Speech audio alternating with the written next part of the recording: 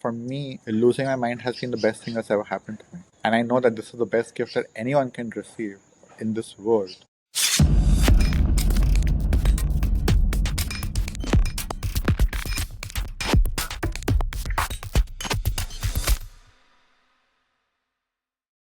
Welcome back to the Myth-Slayer Cafe.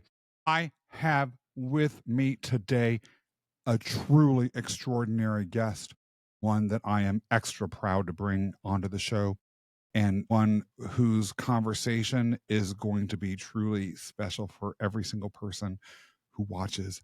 It is 𝗘𝗕. 𝗘𝗕, welcome to the Myth-Slayer Cafe. Thank you so much for having me here. It's an absolute pleasure always to see you, to talk to you. You are one of my favorite friends, brothers, and one of my most epic clients. So I'm really excited to be having this conversation with you. Thank you. And the fact that I worked with you goes as to the subject matter that we are going to focus our discussion on today. One of the most fascinating characters in all of classical myths, Trophonius.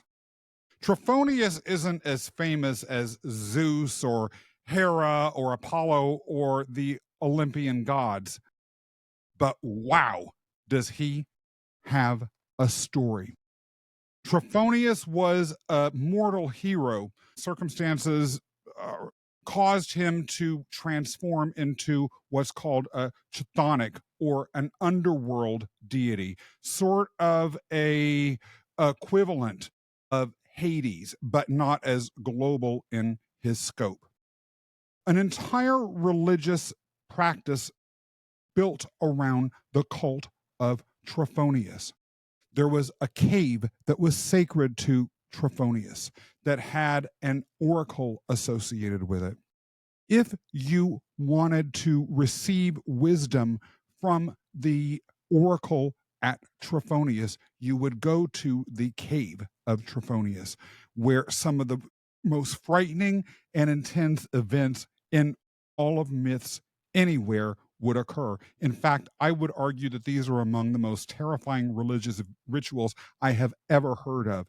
But by all accounts, they were genuinely transformative. You would spend a few days being ritually purified, and that would include drinking from the rivers of memory and forgetfulness. Once you had gone through your purification rituals, you would be walked through a forest into a clearing where the cave of Trophonius existed. It's not clear whether this cave was man-made or naturally created, but it was underground.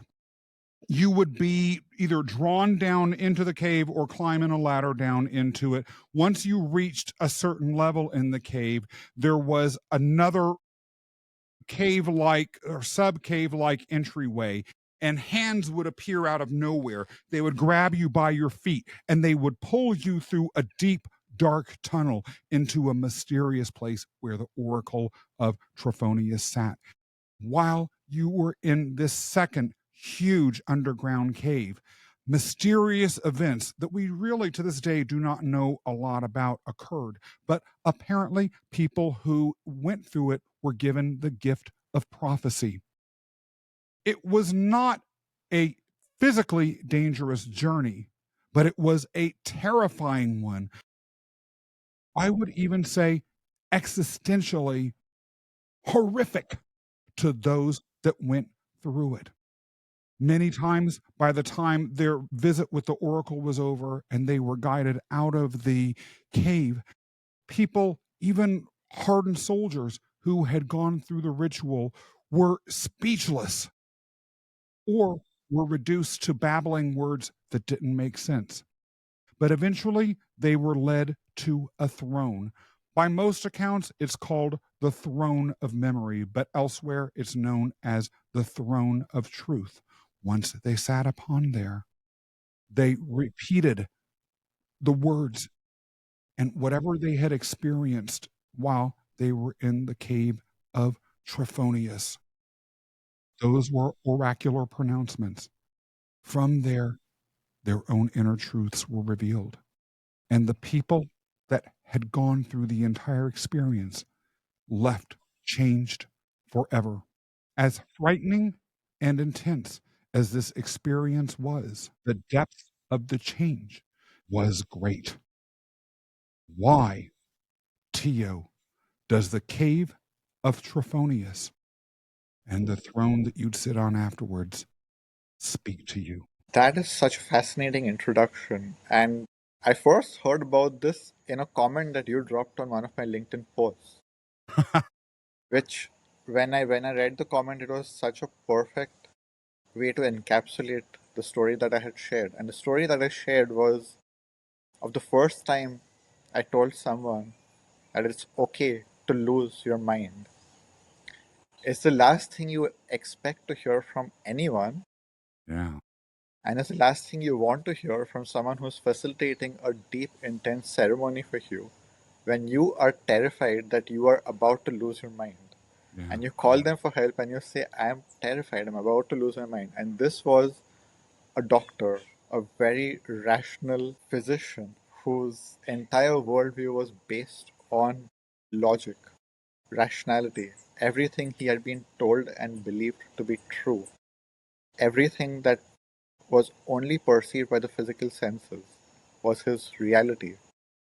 And in that moment, when he called me, his entire reality was being ripped apart. He was being thrown into, if anyone has watched Doctor Strange, that moment when he gets launched into the cosmos and his whole worldview crumbles. That for me is what the throne of truth or the throne of memory represents in a way. When our illusion is shattered. And from my experience, I've been doing this for 11 years now, but countless lifetimes before that. And what I can say is that there are degrees and levels of our illusions being shattered.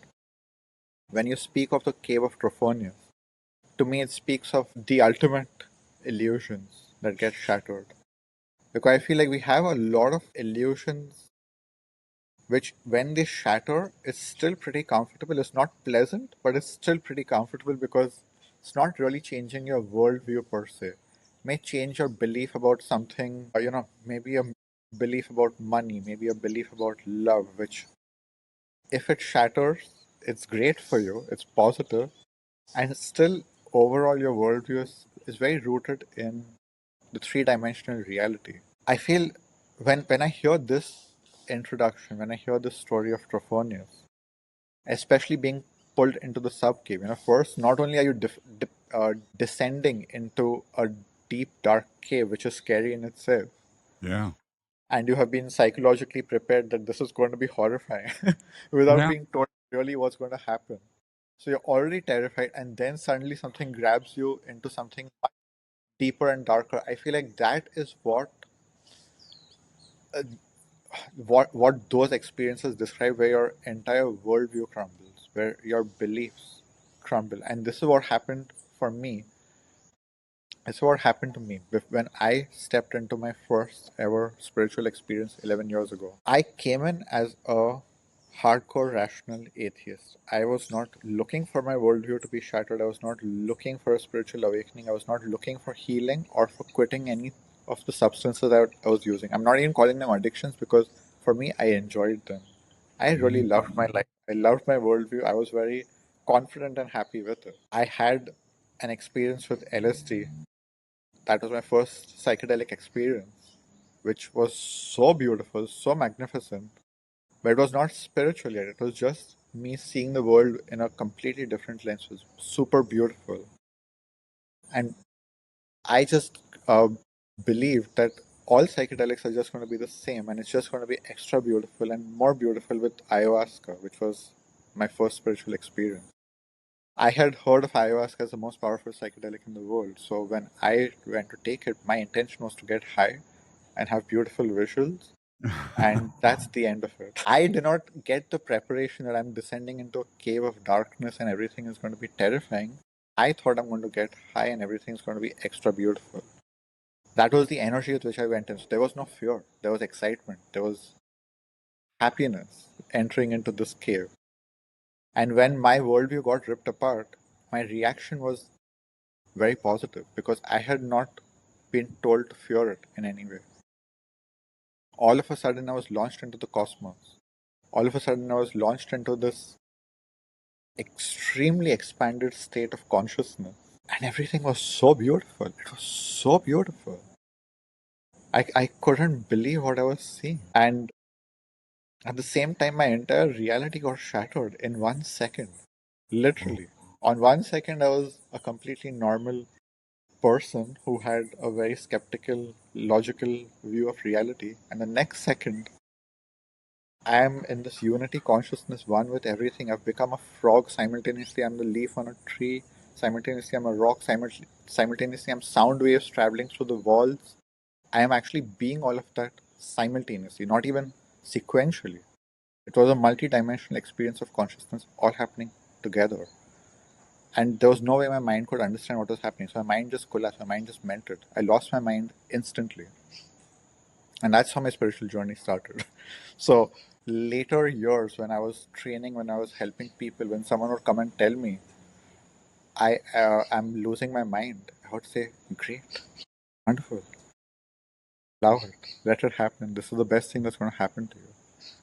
The thing is that they were terrified. They did not have this kind of experience where it was one moment everything is normal, the next second everything crumbles, and entering into that from a state of joy. They were terrified, getting more and more terrified as they were approaching the cave. So that's the more traditional story of the cave of Trophonius. Yes. But because of the experiences I'd had prior, for me, losing my mind has been the best thing that's ever happened to me. And I know that this is the best gift that anyone can receive in this world. Because the way I experienced it is that I lost one mind. I lost one level of mind. I lost the limited mind.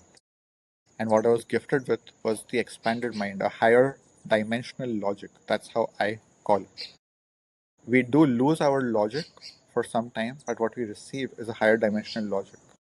So it's not that we become illogical and irrational. We just have a much higher logic than what we are used to. And the way we see the world, the way we see reality changes completely. So for me, that's the throne of memory or truth, is that we remember what is reality. We remember, or we know the truth of what is actually real beyond our illusions, beyond what we've been told, beyond what we perceive from our 5 senses as real. We can experience the energetic reality. We are experiencing it, so you know it's true. There's no question of, is this a hallucination, is this an illusion? It's so real. It's more real than anything you sense from your 5 senses. So there's a deep knowing that this is reality. Those who watch this show regularly are to some extent used to discussions of profound personal transformation that either predicate or accompany what initially starts as a desire to professionally elevate or move in a different direction. In other words, the professional desire is often a trapdoor, that first level of descent, so to speak, in Trophonius's cave that can unexpectedly take us into that deeper region of transformation that can feel like hands are just popping out of nowhere and snapping you away. But for those who are simply in a mind space akin to where you were at when you did that initial ayahuasca journey after your LSD experience, where they just want to move into a different phase in their life, they might be saying, why are we going so deep here? Why can't I just move into whatever is the next level of what I want to move into and just have it be that? Part of why I felt it was important to have you on here, not just because of the fact that I did work with you, that you have been my guide and my coach for some time now, but because that was to some extent where I was when the journey that led me to you began. I just wanted to have a successful career as a coach and a podcaster and a speaker and a thought leader. That was it. I didn't understand that sometimes when we begin to seek change, something is happening underneath. There may be, in fact, there often is, that second cave underneath the cave that we've chosen to enter into. Talk to me a little bit about why that happens, whether you think that stepping into that deeper cave is always a necessary part of professional or self-improvement transformation, or whether it's only a place that is destined for some people, and so why some and not others end up stepping into it. I do believe it is for everyone, but not everyone may experience it the same way. The dark night of the soul, as it's also often called, can look very different for different people. For some people, it may not be, this worldview shattering experience. It could just be that they have gone through an extremely difficult period in their life where everything has fallen apart. Their worldview still remains relatively the same in terms of, this is the physical reality and everything is 5 sensory experience. But at the same time, different things are being stripped apart from their worldview. Different transformations are taking place. So I do believe in some way or the other we do need to face truth. If we are truly on the spiritual journey, you cannot escape the truth. Because what are you doing otherwise? I mean, if you're just running around in illusions, it's not really a spiritual journey.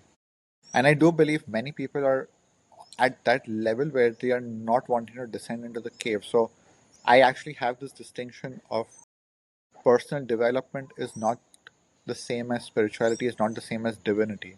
I see these as 3 different levels of the inner journey. And I do believe most people just stay with personal development, which is very superficial, relatively speaking. Others descend into spirituality, which can definitely go as deep as anything, and it is that worldview shattering experience. I do believe that the level beyond is divinity, which many spiritual seekers don't get to. I did not up until 2 years ago.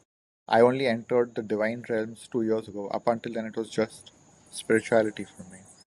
So each one of them, I believe, has a version of that deeper cave. Even in personal development, you can experience that deep, dark cave where you go through a dark night of the soul. But at each level, that cave becomes like 100 times darker, I would say. Mm-hmm. That's how I would describe it, if that answers the question. It does. And I'm curious to perhaps break down each of those 3 phases and understand why exactly stepping into the next deeper cave may or may not be beneficial and what that may mean for our journeys. So let's say you are someone who was where I was 3 years ago. I was interested in self-development because I wanted to have a better career. I wanted to be richer. I wanted to have a wider reach. I wanted to feel successful within the material world that had been the entire world that I experienced for all of my adult life. Just as an aside, just like you, I was someone who was a hardcore, maybe quiet, but nonetheless hardcore atheist almost my entire adult life. I occasionally would have staff people that would come into my office and talk about something that was spiritual related to an activity that they had outside of work, or maybe even why they were there in the jobs that we were in and how it affected them and why they wanted to move forward in XYZ direction. They would say the spirit drove them or they felt really called to do this.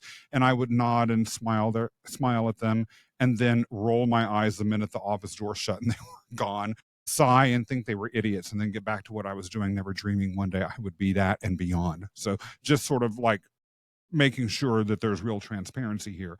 So self-development was me advancing and becoming more expansive or elevating from a status perspective, whether economic, social, or whatever, within the 3D materialist world. That ended up not being good enough for me.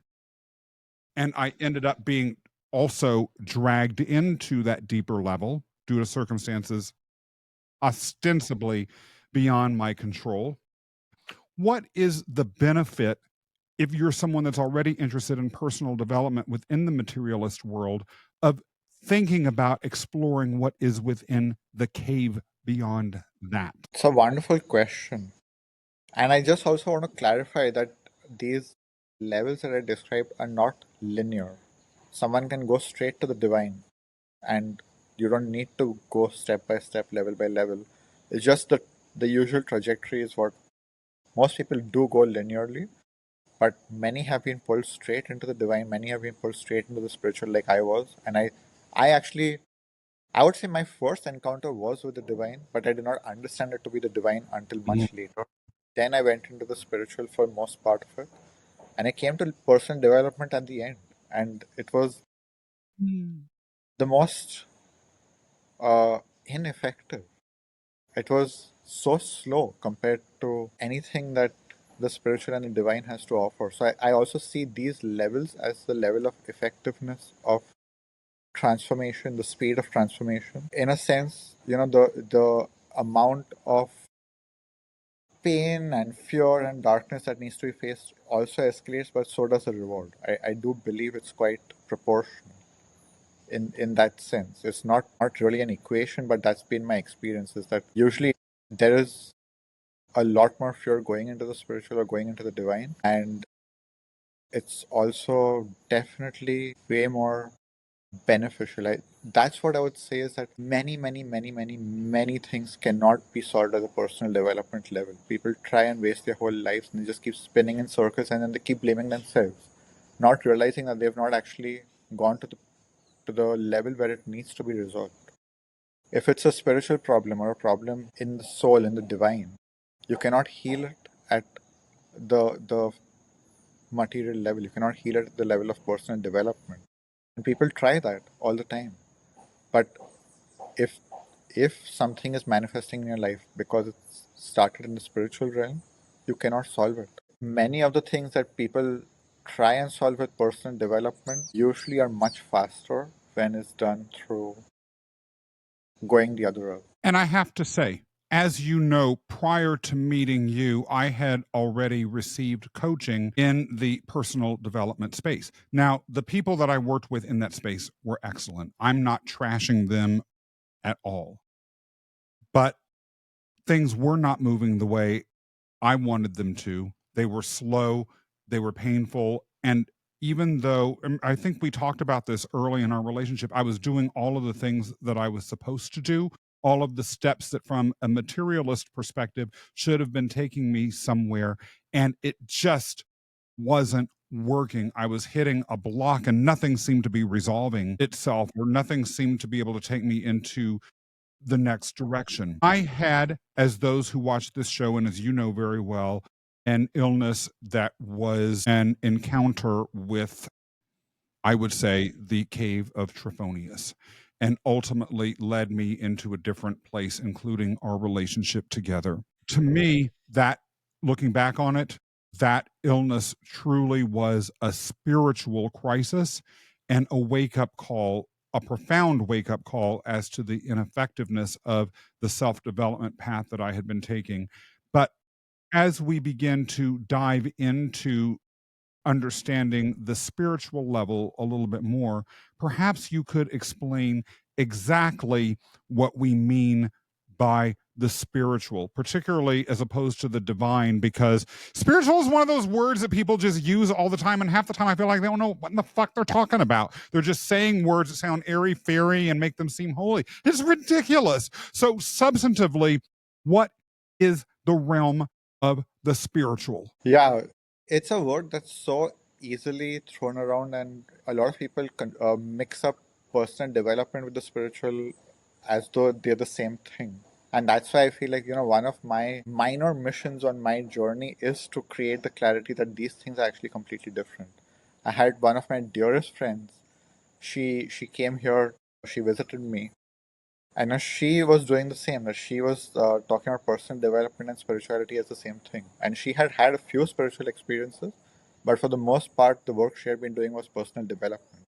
And one day we were just having a conversation, and I told her, I really respect you for the work you've done. You've really come so far.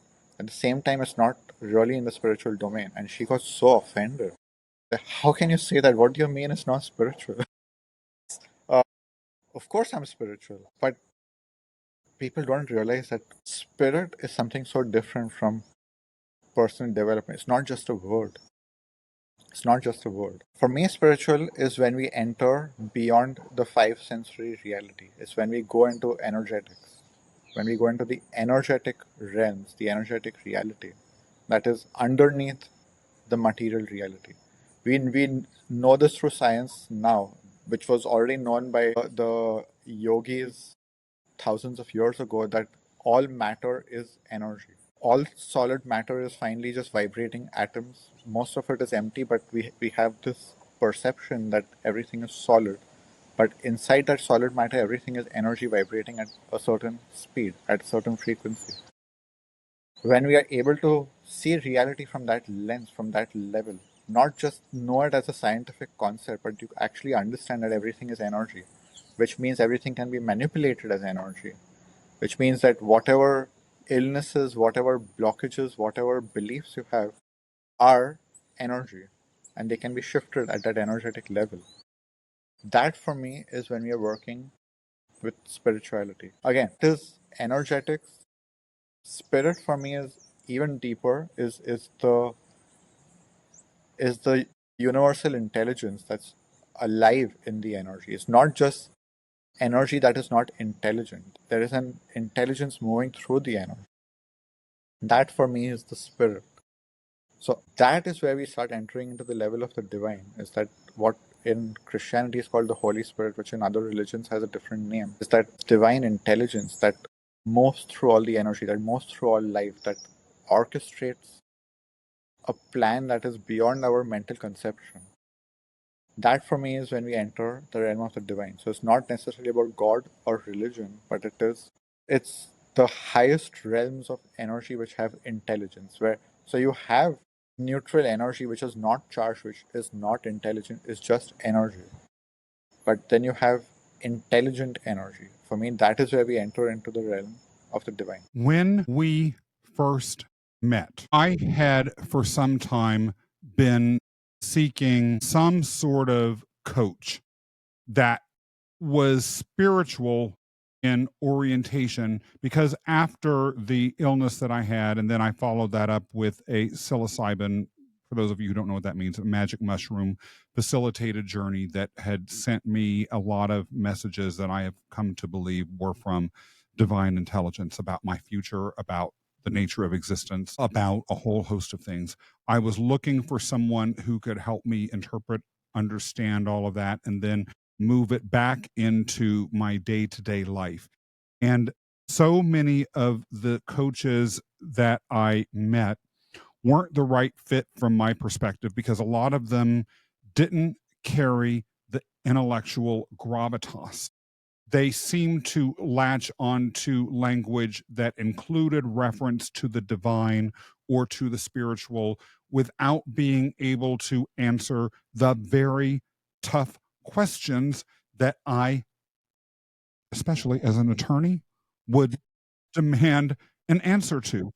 An attorney who, by the way, had come from a very skeptical background. So I needed to have some confidence that the person that I was working with would be able to address those questions and not just try and paper it over with lines like, oh, you need to elevate your vibe, or any of that sort of bull crap. The reason why I ended up working with you was by and large vibrational. I really have come to believe you were brought into my life, and the circumstances of us meeting each other were just weird enough that there was some evidence that I could at least cling into that supported that. But a part of it, I won't lie, was that you were able to answer my questions about this in a way that left me basically unable to argue. That's a hard thing to do with someone practicing law, right, over a quarter century. And so when you talk about the idea of the divine as being this next level beyond spirituality, and this idea of intelligence as being something that actually influences our lives, how can you, as a former skeptic or beyond skeptic, convince someone who is at least open to being convinced? I mean, if someone isn't open to be convinced, we're not talking to them, right? But who needs something to latch onto, that what you're talking about is real. The fear that I had earlier in these sorts of discussions before you and I met really was that I was just telling myself something that was comforting to help me make it through life's challenges. How can you get someone to move beyond that if that's what they're afraid of, or maybe having the discussion trigger something else inside? Yeah, I love that last part especially. So, see, I would say, firstly, I'm also talking to the people who don't believe or who are not open to being convinced, as you said. I don't care whether someone is open to being convinced or not open to being convinced, because when I had my experience, was not open to being convinced, but I had my experience nonetheless. That's true. I do not believe that belief or openness are even a prerequisite to experiencing reality and truth. For me, one of my favorite lines is that thankfully, reality is not conditional upon any of our personal beliefs, nor is it conditional upon our understanding. Thankfully.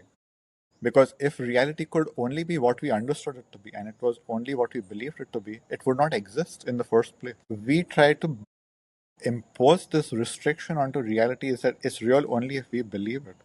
Who gives a shit what you believe? Who made you the judge of reality? Reality exists beyond your judgment. Reality exists beyond what you decide to be real or not. And for me, like this is one of my deepest gratitudes. If anyone asks what is my gratitude practice, this. Thankfully, reality is not conditional upon our beliefs. From that perspective, I'm speaking to anyone that I don't want to convince you. I don't need to convince you. I don't need you to believe anything. It's for you to know. And that for me is the difference between truth and belief. For me, faith is not about believing. For me, faith is knowing. And there is no doubt in knowing. There is no questioning in knowing. You know it. You know it like gravity. Gravity doesn't exist because we believe in it. It existed before we believed in it. We discovered gravity. The same thing with reality. We keep discovering reality. We keep discovering truths that we have forgotten. That's why the throne of memory or the throne of truth. It's something we are remembering to be real, beyond what we remember already. This is one of my biggest conflicts with people who are scientific in nature, or who are, they belong to the religion of science. That's how I call it. They don't even test the science themselves. They just believe what some scientist said. And my biggest conflict is that they literally wait for scientists to tell them what is real and what is not. Instead of realizing that scientists are just discovering reality, they are not creating reality, they're discovering what is real already, which means that if science has not caught up with it, doesn't mean it's not real. It just means science doesn't know how to explain it.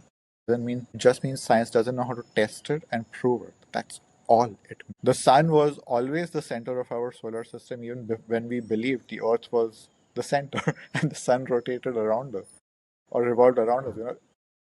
Our beliefs do not govern reality. It's the other way around. But what I would say is that our beliefs change our experience of reality, and that is where we suffer. When our beliefs are in contradiction to reality is when we suffer. And that's why I believe the spiritual journey and the divine journey is something beyond a point. It's inevitable. We have to face it. We have to go there because it's reality.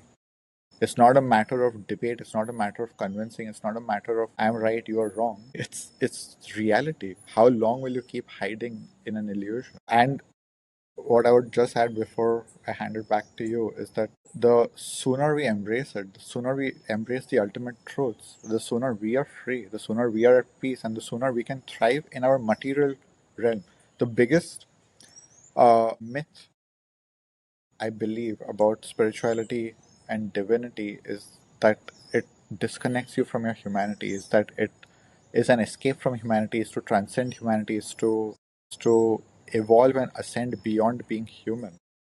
And I truly believe that divinity is the answer to humanity. It's to be more human. Divinity is not our ascent, it's our descent.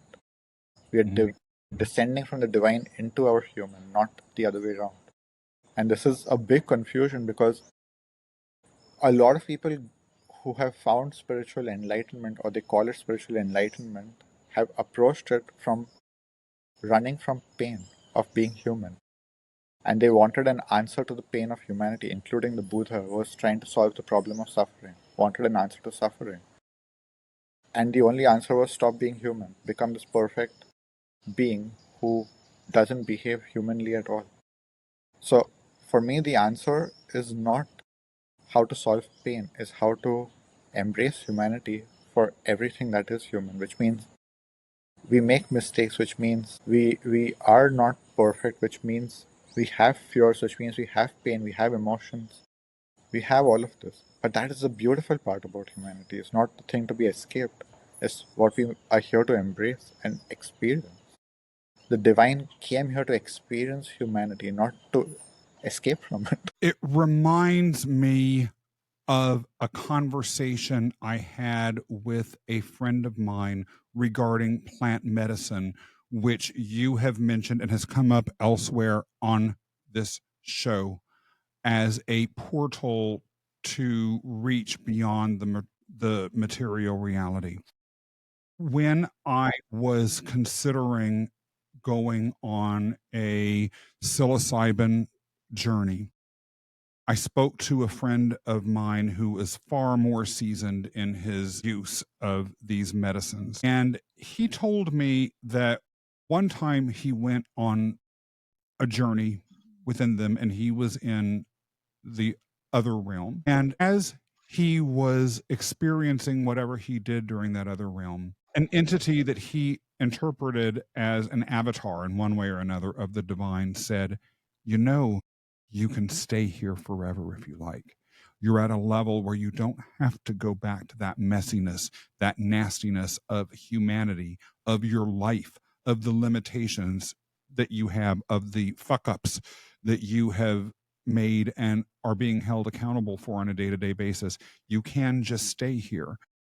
People do that sometimes. He said the most difficult decision of his life was saying no to that and coming back. And as a matter of fact, he stayed away from these medicines for some time after that to reinforce his decision. I do feel that as hard as the personal development work that I did to get me where it did, the journey that you took me on was infinitely more difficult, sometimes more painful. And just the other day, you and I had a conversation in which you talked about fear as I continue on that journey, right? You said, you don't try and push it down, Scott, more or less. Don't try and deny it. Don't try and just stop in it. Wrestle with it as part of the human experience. Understand it as part of your growth. What would you say to those who are afraid of stepping into this different level of their development and growth? It's what we came here to experience. And I feel like that same decision is what I was faced with at one point. I was given the same decision. Really? The same choice of, I was presented it quite differently. I was presented with a big red button which literally said, hit this and you're done. You eject from this life and you're done. So I was given exactly the same choice. But for me, it was, again, there was no way I was not making the choice to stay. And I will tell you, the most profound question that supports this decision is in the understanding that it was a choice to come here. We are not here by accident. We are not here because we were just given birth and given life without choice. We have chosen to incarnate as humans right from the beginning. And until we understand why we made that choice first, you can never make the choice to leave consciously if you do not understand why you made the choice to be here in the first place. Once you understand that you came here to experience humanity for its fullness, every single human experience, which means even those decision points, those decision moments when you're in agony, when you're suffering, when life feels miserable, when life feels impossible. Even those things were here to be experienced. The choice to stay in the experience, the choice to keep going, is something our soul came here to experience. Nothing for me is out of the human experience. Every single thing is the human experience, it's our unique human experience. Once we understand that, then the game changes. Then the game is, how do I play this game in the best way possible? What do I need to learn? And I think one of the things that most people have never been taught that people need to learn is how to work with pain. When we have that key, you don't need to stop life at all. You don't need to end life. You don't need to escape life. You're not waiting for death. You're not waiting for it all to be over. Then you can embrace life. Then you can dive into the unknown, because you know whatever happens, whatever comes your way, you can deal with it. What is going to come your way at the end of everything is pain. At the root of everything is pain. If you can deal with pain, all problems are solved. All problems are solved. One of the questions that you asked right now was, what do people need? And I do believe people need guides. People need mentorship to enter these deeper caves. That's also part of the myth of Trophonius, or the cave of Trophonius, is that there was someone pulling them, someone holding them, someone guiding them. These are not experiences that are meant to be gone through by ourselves. And a lot of people have that mindset of, I can handle it, I will do it. And I've seen people being destroyed. Even with guidance, many people get destroyed. If you don't have the right guidance, if you don't have mature guidance, if you don't have someone who's been there, who's been through the cave and truly gone through as many levels of the cave as you want to go through, because again, there are levels and levels and levels, but your guide needs to have gone through as many levels as you have.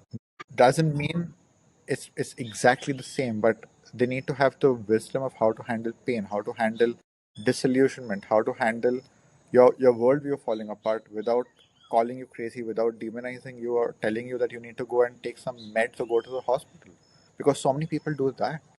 So someone who can tell you this is the process, losing your basic sanity for an evolved sanity is the process.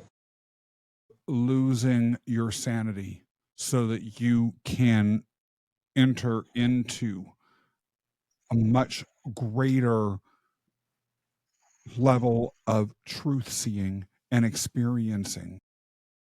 We've said that it will help you by going through that journey to move more quickly, more efficiently to whatever your larger goal is, and or in a way that might be more expansive. But once you go into the realm in which you are exploring divinity, at least in my experience, and I would be the first to acknowledge I am not a spiritual or experienced master guiding people into the divine. So I want to make that very clear up front. I find that what I want, what my goals are, shift dramatically. And when it comes to the idea of pain, not only is it easier to deal with pain, it's helped me completely reframe pain in my past as beneficial. Also, believe it or not, the way in which my goals have changed have been such that I have been free to let go of what my mind or even my heart wants my goals to be, and turned those goals over into one that is aligned with the divine. In doing that, it's weird. It's like this huge burden has been lifted in my life. I never thought that having goals or desires or drives to move to XYZ would feel like a burden until they were gone. And yet, in doing this, as we've discussed, and as anyone who is looking at my life where it is now, as opposed to, for instance, the day you and I first met, would see that the external material reality has shifted as the inner connection, or the part of me that's committed to service of the divine has shifted.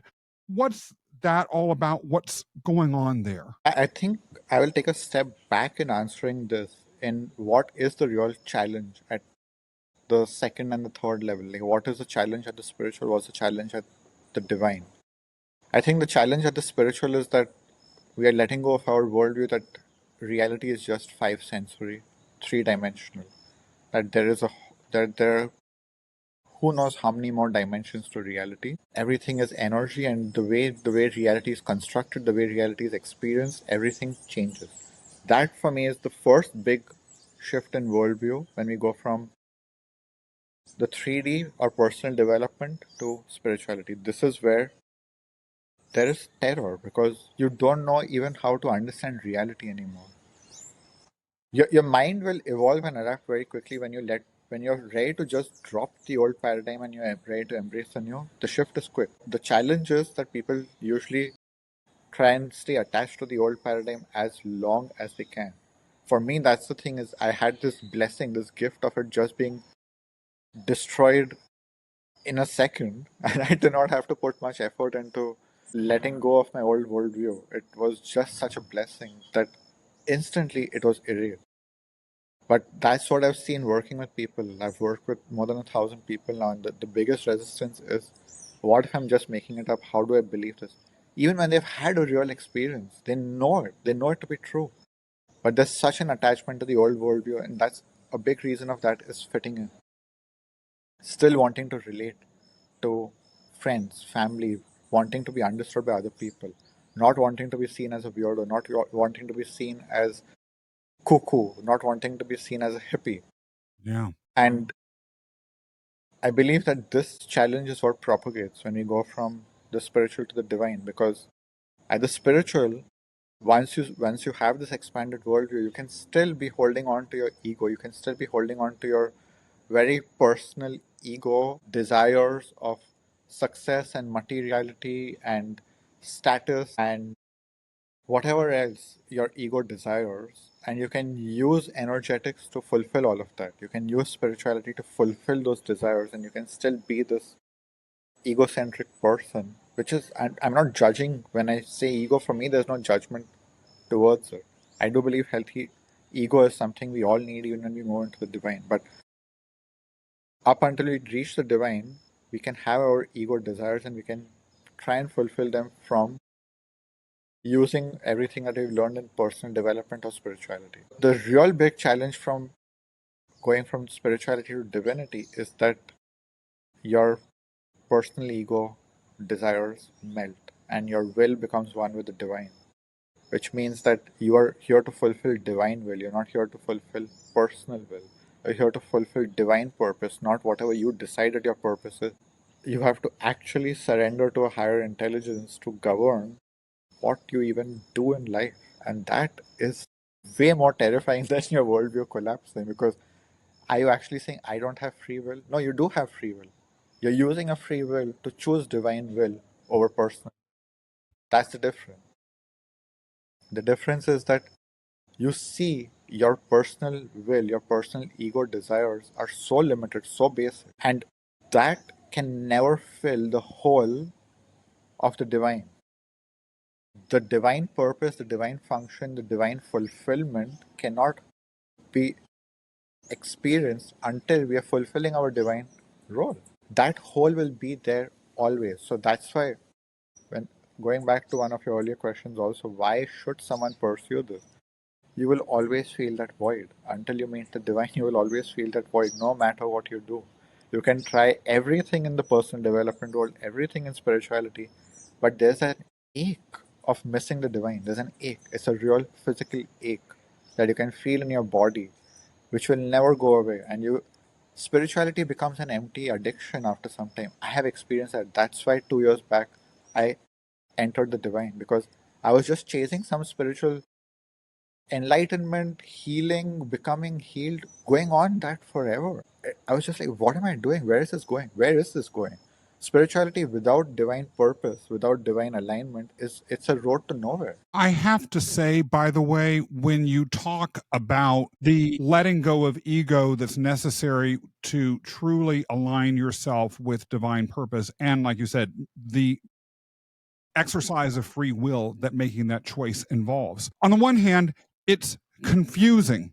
I will not lie, because the goals, the identity, the purpose that I had imagined for myself, I have to also consciously set aside. I don't know what's going to come next, as you hinted at earlier. That's scary. And also, to me, I'm finding myself increasingly open to the fact that what that divine goal or what that divine alignment might look like can shift from day to day. At a minimum, over time, it evolves. Again, that's scary because you're stepping into becoming something that might not have been what you expected or might not be what social conditioning finds tolerable, at least in our own limited worldview. Half the time people don't give a shit as much as we think that they do. But in any event, right? But yeah, people do, especially family, right? Like coming from India, it's a very family-centric culture, and it's a very social culture, which means what your son is doing reflects upon you. So if your son has left his job as a software developer at Amazon and he's gone to live in the jungle of Brazil to train in spirituality and ayahuasca and divinity, what the hell is your son doing? That is a very real thing. In India, people actually do care. People actually do care. And they will comment and they will judge and they will really try and make sure you understand that their point of view is better and more right than yours, and you should go back to conforming to the social order. So I would say people care, and I do believe the more we embrace the spiritual and the divine, people, even in the spiritual community, start judging you and start caring. No, a lot of people judge divinity because they associate it with religion without even thinking that there could be another version of divinity. Well, anything to do with religion and I'm spiritual, I'm not religious. And spiritual literally just means I'm doing what I want.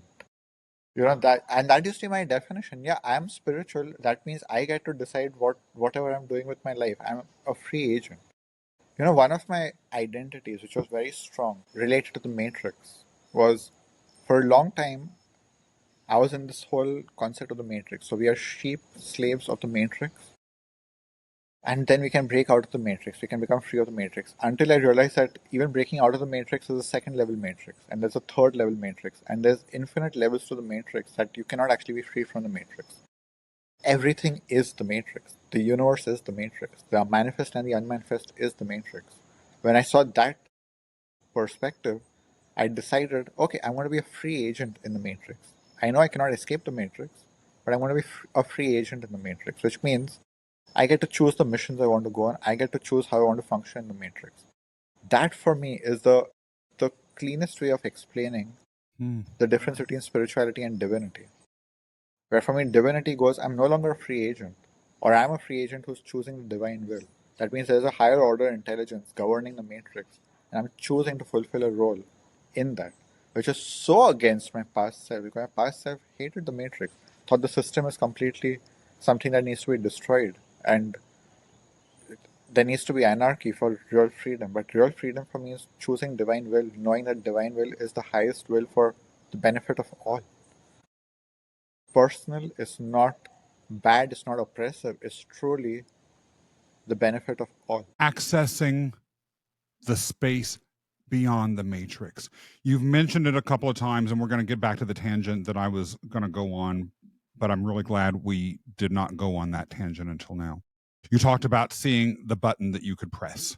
You talked about how your time in which the world that you were living in was entirely defined by the material as being exploded through encounters that you were gifted with via plant medicine. Plant medicine, ayahuasca, psilocybin, these other substances come up again and again, both in discussions around this, have come up again and again in this conversation, and like I mentioned earlier, have repeatedly shown up in the conversations that I've had with other guests. You have facilitated a lot of these journeys, as you mentioned earlier. Before we talk about that any further, a question that I'm curious to hear your thoughts on is, what is the relationship between plant medicines and the divine? And you said, just as an aside, I knew these things were true.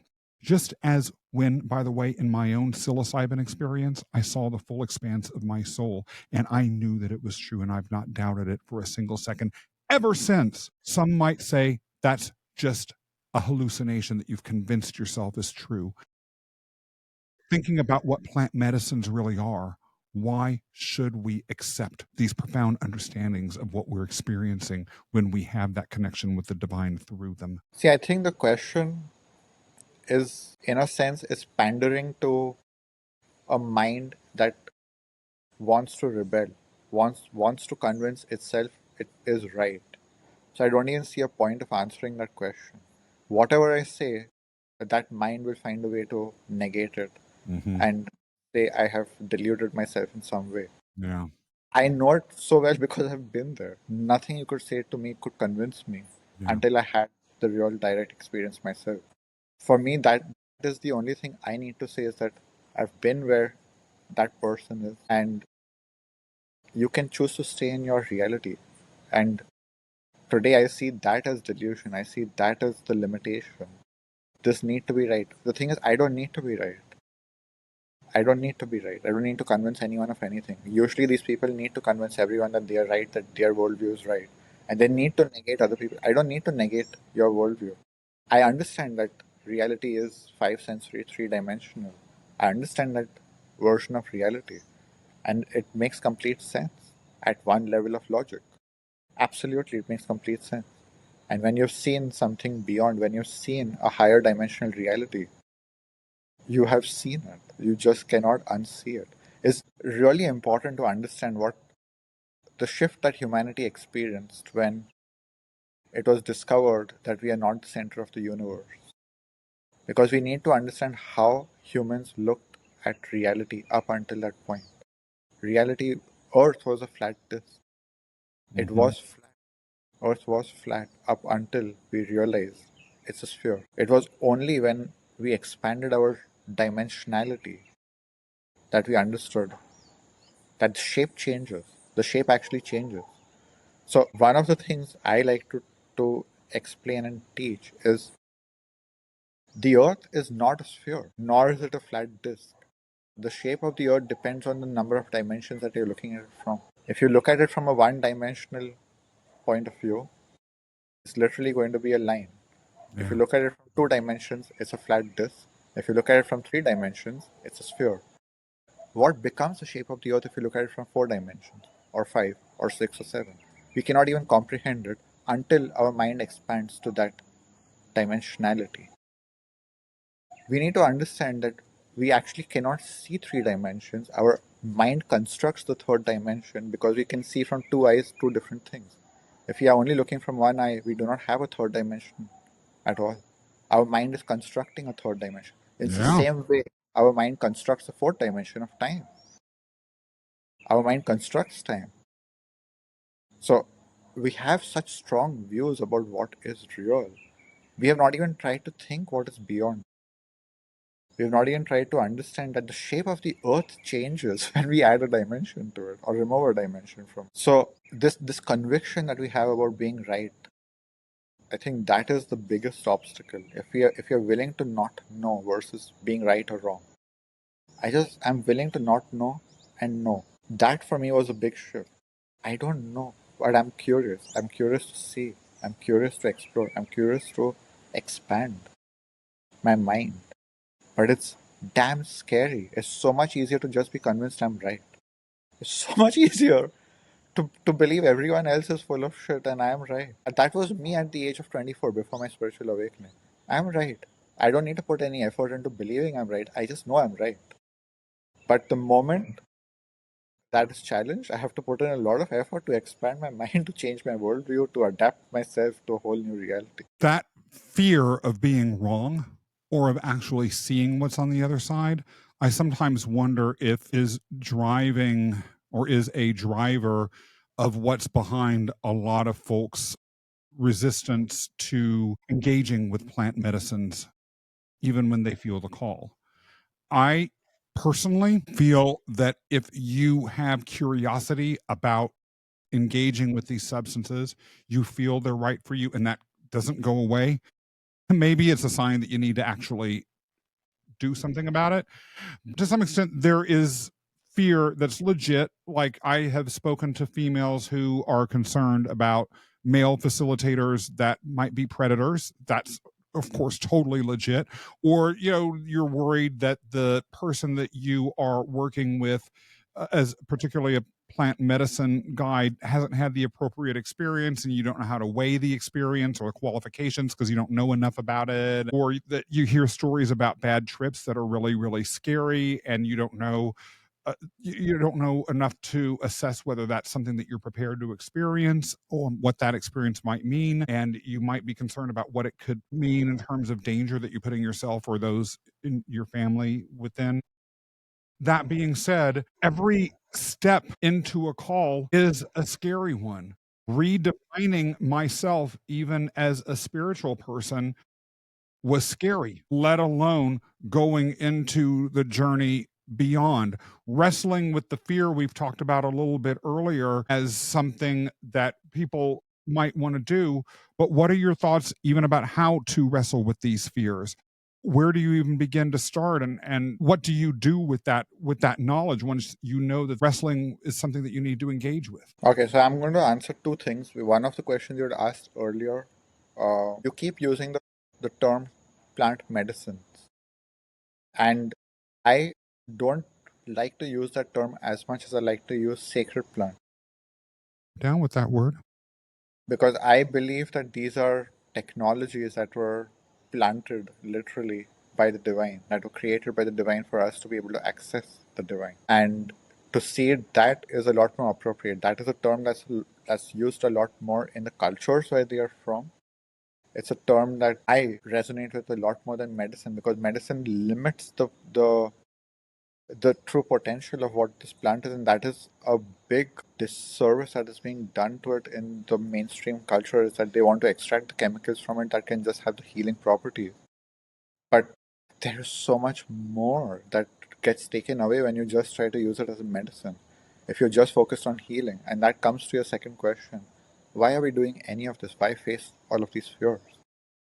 For me, the answer is that on the other side of it is when we can experience true joy, peace, freedom, and love. And it's the only place where we can experience it in its truest, purest form. Anything outside of the divine, you will never experience that level of purity and that level of abundance of pure love, joy, freedom, and peace. It's diluted, it's diminished, it's reduced at each level below, because you're cut off from truth. How can you experience peace if you cannot even accept truth? How can you experience true joy if you're too afraid to face truth? For me, once we have faced these truths, we are unbreakable in a sense. No matter of pain can take us out of that joy. Pain will come, we will experience pain, but we have found that joy that's divine in nature.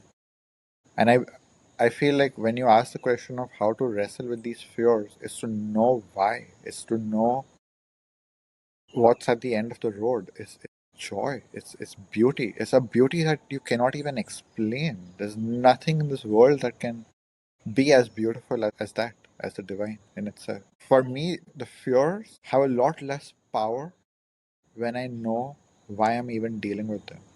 That's one big shift that I experienced.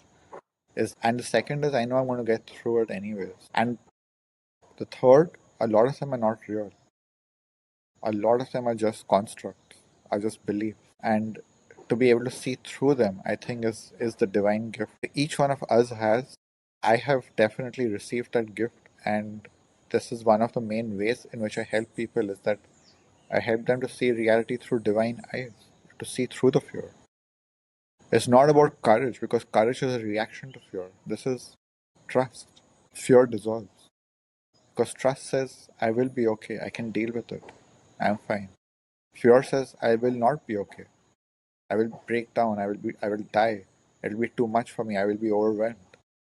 But trust says, I will be okay. It's a knowing. It's not a belief that something outside me will keep me okay. It's my knowing and my power that I can deal with whatever comes. I suspect that those who go on the journey to connect with the divine, to experience themselves more deeply intertwined with the divine, will receive the gifts that you just described in different places and in different times and in different orders and different ways, depending on the individual.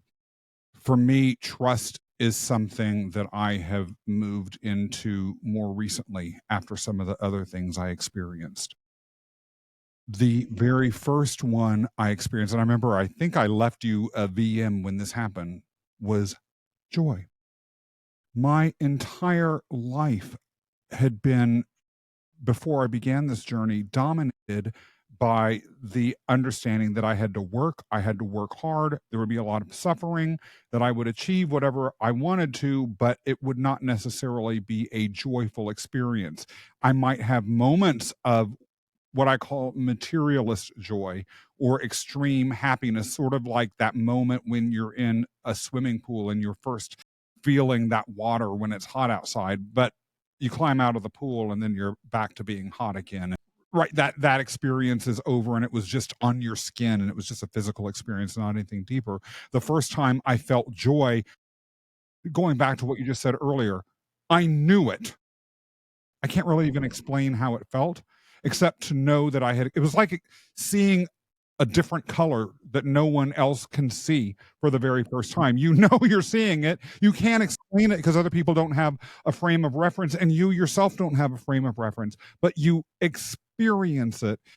Part of why I'm so committed to having these conversations is, as hard as it is for me to share in words what it is like to go through these things as I am now, I want that for other people. I believe that that's serving my fellow human being. Part of what my version of the divine experience is, at least for now, and not escaping, but being here for other people.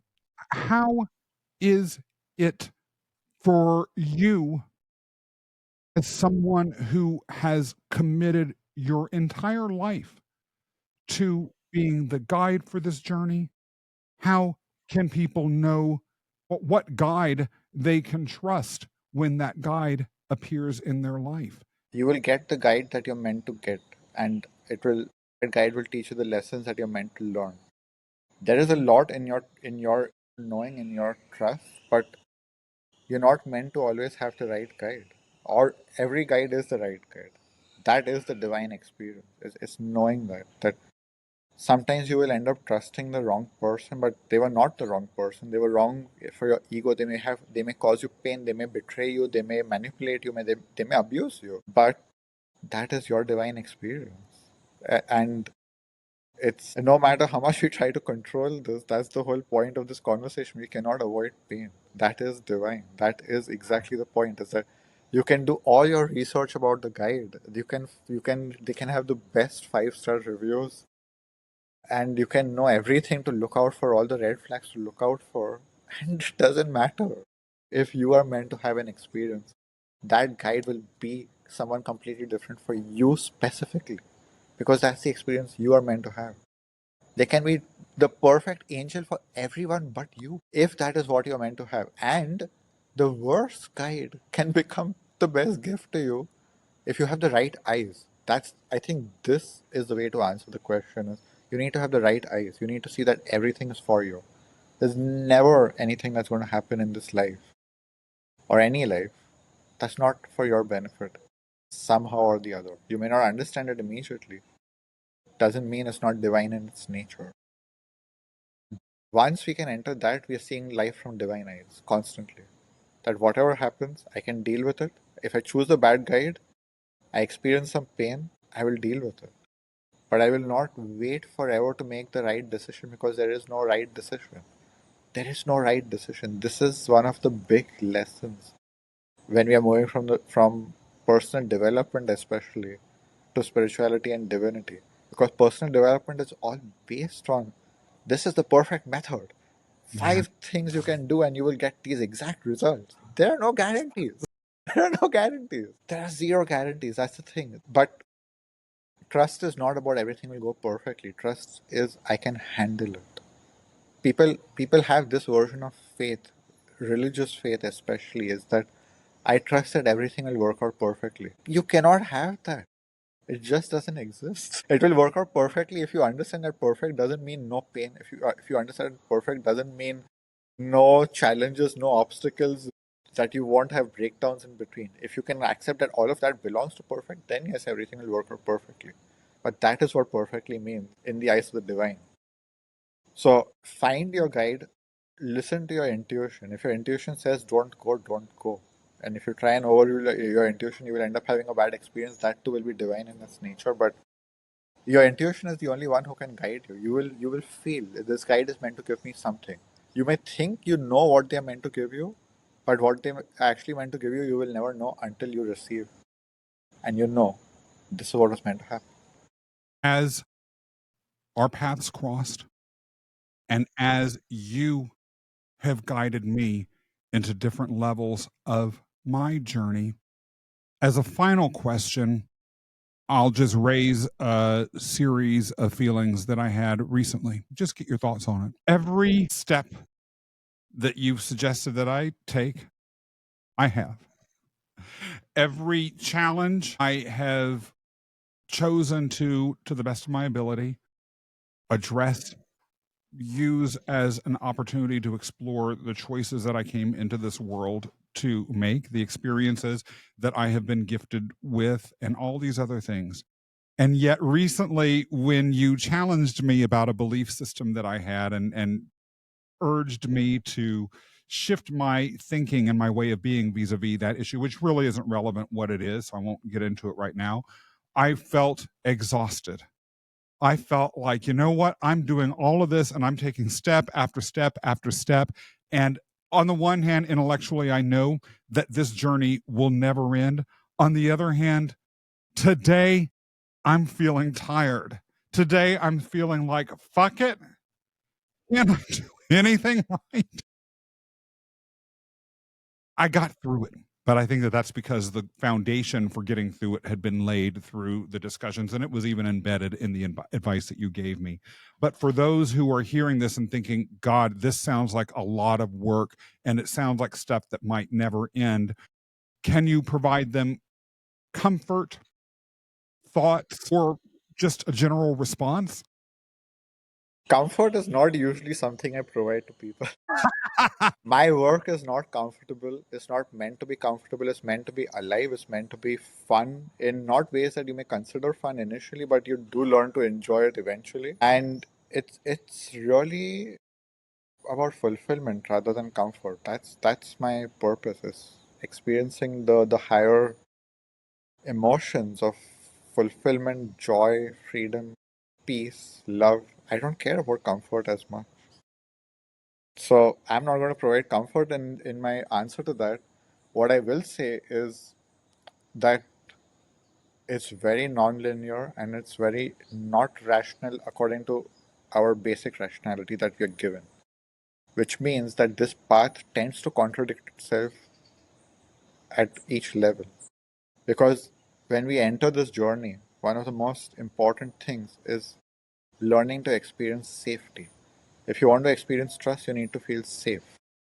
So feeling safe is fundamental, is crucial. In my opinion, it's very crucial to feel safe. If you truly want to go the distance, if you want to keep going forever, you need to feel safe. You need to feel safe in yourself, in this world, in life, that it is safe to exist. Not safe as in I will not feel pain, but it's safe because I know I can handle it. The next level of the journey completely contradicts it because, like, yeah, you need to go into the unknown. You need to start taking risks. You need to do things which are not safe. How does that make any sense? On one day you're telling me be safe, take care, set boundaries. The other day you're telling me go beyond, take risks, do what you will not do usually. So yeah, it's not about making sense to what your usual logic is. And that can feel exhausting because it is a constant trying to figure out constantly trying to figure out what is the attitude at this stage, at this level, in this moment. There is no fixed attitude. For me, it's the best thing, but for a lot of people, it's very frustrating. Is that there is no fixed moral set values. It's not a list of 10 commandments that tells you exactly how to live life. You need to actually be engaged with the mystery constantly to be figuring out, how do I deal with this next challenge? How do I deal with this next level? How do I play this for the maximum fulfillment and enjoyment? Those are the questions you're asking. You're not asking, how do I follow the rules to be a good boy or a good girl so that I can get rewarded with heaven? How do I experience heaven on earth on my journey in every single step of the way? That for me is the question. So you're not going to get, yes, this is how to do it right. There is no right or wrong here. We're going beyond that duality. And that circles back to one of the many things that I'll carry with me from this amazing conversation going forward. There isn't and has not been comfort in the journey that we've been on together. And yet, I have experienced, for the first time in my life, the most deep, abiding joy ever. Comfort was nice. Stepping into and thinking about stepping more and more and more and more and more into, from there, alignment with the divine, imagining that joy, experiencing trust, knowing that I can handle it. That's the most rewarding transformation of all. It becomes the foundation for everything. It becomes, once you do this work, it applies to everything. You can, once you work on trust, you have trust with money, you have trust with relationships, you have trust with love, family, friendships, job, business, whatever you're doing. Trust has become your state of being rather than, I need to trust money will come. I need to trust my partner. You need to work on every individual thing. You go crazy. That's why I said it's so much slower when you're doing it in this personal development route where we're doing it one by one, linearly, logically, versus I just work on trust. Trusting myself to deal with life. It's so different. And one more thing before you wrap up, and I know you will ask me another question, but this is not the answer to that question. You spoke about comfort, and I want to distinguish comfort from peace. Comfort is not peace. And what I was seeking my whole life was peace, not comfort. My ego wanted comfort. So for even today, I do, give in to my ego desire for comfort often. And I am okay with that. At this stage of my life, I'm okay with it. But for a long time, I did not give in to that. For a long time, I confronted my desire for comfort because I wanted peace. And peace is so different than comfort. Comfort is a numbness. It's a numbness to life. Peace is fully connected to life. I'm fully alive. I'm fully in face to face with reality. And I'm okay with it. And that is peace for me. I don't need to change reality anymore. I don't need to fix anything. I don't need to be a better person to feel peace. I don't need to be a better person to feel worthy, to feel fulfilled. I am great the way I am, and I'm going to keep evolving for the rest of my life.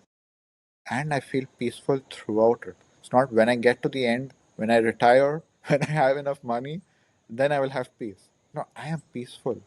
I am peaceful all the time, no matter what. Perhaps that leads to another thing that I'll be carrying with me, by the way, which is that there is, as you step more and more deeply into the cave and approach the place where you can walk towards and sit upon that throne, the experience of amazing states of being, joy, peace, trust, that were completely out of your light cone before, really are life at their greatest. 𝗕𝗺, if there is a final word that you would like to have with the audience, something that you'd like to reiterate or something that you didn't get a chance to say before, what might that be? We spoke a lot about sacred plants, and I know we will have another interview, another call, which will be going much deeper into that. So that's something the audience has to look forward to. But I want to say that a lot of the work I do now is not directly giving sacred plants to people. Done on Zoom. We have not met in person yet. We worked only on Zoom, and I led you into the divine on Zoom. So, for me, sacred plants are one technology. They are a very powerful technology, especially for people who may have challenges just breaking through themselves. But I have been blessed, and I'm deeply honored to have received the gift to be able to open the divine channel for many people, to be able to open the spiritual channels for many people. I've done this so many times without giving plants to anyone. And I just want to make that clear that this is not a promotion for sacred plants or psychedelics. It can be quite dangerous if you're not ready for it, if it's not in the right setting with the right person. And we will talk about all of that in the next call. I really want to emphasize that the divine is you.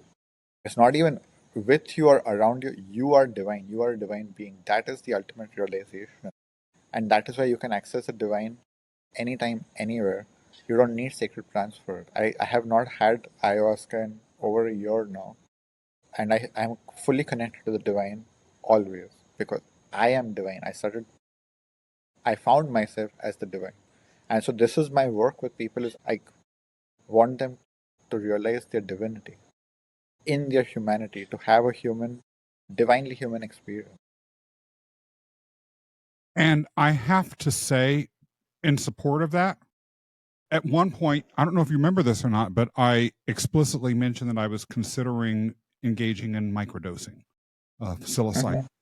And you actually encouraged me not to do that. You steered me away. And so that really is going as to what you're saying. It was not right for me at the time.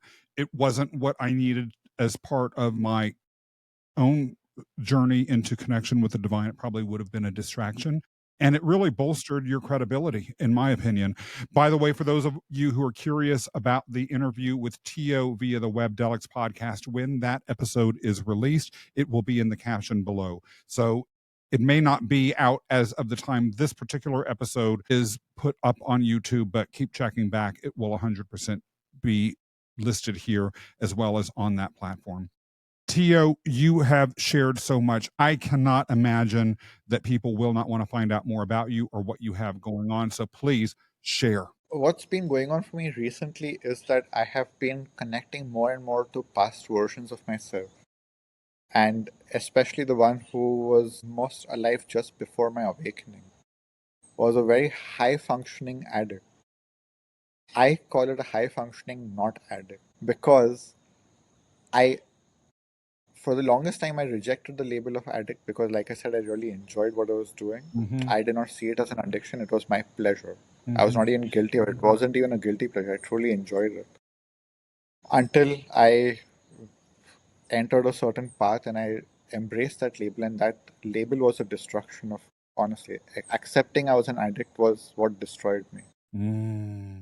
And I am deepening my work into this high functioning not addicts. I'm creating a circle, a mastermind group for it, plus I'm doing one-to-one work with that because I want people to realize that they are not addicts, they are humans with pain, and they found a way to cope with that pain and deal with that pain because they were not taught how to deal with that pain, and they found what works and they got through life with that, and they made that pain into their performance and their profit. And it worked, and that's who I was. And there was a lot of shame when I took on the label of addict, and especially, programs like Alcoholics Anonymous or NA or all of these anonymous programs actually force you to accept that label, and they want you to carry that label for the rest of your life. You're an addict. Not just you're an addict for life. You're an addict forever. You can fall off the wagon at any time. I have been clean for 11 years. I am never falling back, and I'm never calling myself an addict. I don't need to call myself an addict and keep thinking I'm going to fall off. Because for me, I changed my identity. I became a different person. I learned how to deal with pain. And when I did that, I don't need to fall back on any substance to numb me. I have not taken a painkiller in years. Even for normal pain, like physical pain, I deal with the pain. I face the pain. It makes me stronger. So that for me is what is most alive right now, apart from like my one-to-one work really is very personalized. I love people who are productive, who are creative, who want to create amazing things. At the same time, they've become workaholics because they want to escape the pain. They don't know how to deal with pain. Or they're using substances and they just get emptier and emptier and emptier. So for these people, this is the perfect thing. You want to find a whole life, a fulfilling life. You want to find peace, freedom, joy, love, and have an amazing work life and do your mission, fulfill your purpose. You want it all? This is what I'm doing. A journey with you is, as should be obvious to anyone who has watched this so far, in my opinion, one very, very much worth taking. For those of you who are interested in finding out more about 𝗕𝗹, look also in the caption below because we have links to all of his socials as well as his website there. 𝗕𝗹, it has been an incredible experience having you on this show. Thank you so much. Anytime you want to come back, you just say, Scott, I want to be back at the 𝗕𝗶𝗆𝗲 Cafe, and we will hang out and talk about whatever comes into our little minds and our hearts and our spirits in as much depth as is necessary. I really want to thank you for being part of the experience that we're giving our audience here. For those of you who enjoyed this episode, be sure to press the subscribe button as well as hit the bell so you're notified every time new episodes come out. Leave comments in the comment section below. And if you have any questions for 𝗕𝗹 or anything that you want us to discuss further here at the 𝗕𝗶𝗆𝗲 Cafe, we want to hear from you. Be sure to follow me as well as 𝗕𝗹 on all of our different socials so we can connect with you that way. And then, above all else, come back for another visit at the 𝗕𝗶𝗆𝗲 Cafe because I want your future to be epic. Thank you so much. It's been absolutely amazing. See you in the next one.